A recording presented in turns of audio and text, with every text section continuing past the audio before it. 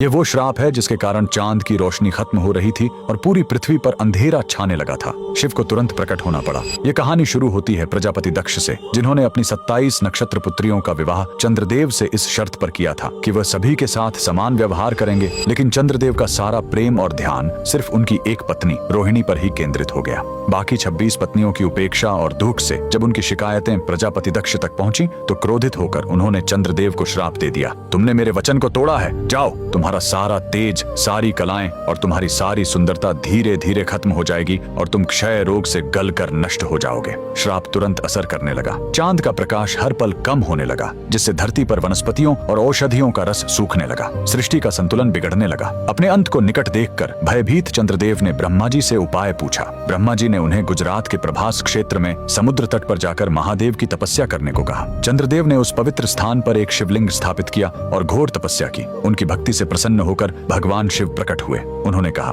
मैं दक्ष के श्राप को पूरी तरह खत्म तो नहीं कर सकता, लेकिन उसका प्रभाव कम कर सकता हूँ। शिव ने वरदान दिया, तुम कृष्ण पक्ष में 15 दिन क्षीण होगे, लेकिन शुक्ल पक्ष में 15 दिन फिर से पूर्ण हो जाओगे। उन्होंने चंद्र को अपने मस्तक पर धारण कर लिया और चंद्रशेखर कहलाए। और जिस ज्योतिर्लिंग की चंद्र ने पूजा की थी वो सोमनाथ, सोम यानी चंद्र के नाथ के नाम से प्रसिद्ध हुआ। और यही सोमनाथ मंदिर भारत का पहला ज्योतिर्लिंग आज भी गुजरात के वेरावल में उसी समुद्र तट पर शान से खड़ा है, जहाँ चंद्रदेव ने श्राप से मुक्ति पाई थी। लेकिन रुकिए, इस मंदिर का एक और रहस्य है। यहाँ मौजूद बाण स्तंभ यह बताता है कि यहाँ से लेकर दक्षिणी ध्रुव तक समुद्र के रास्ते में कोई जमीन नहीं है। भगवान शिव के भक्त कमेंट में हर हर महादेव जरूर लिखें।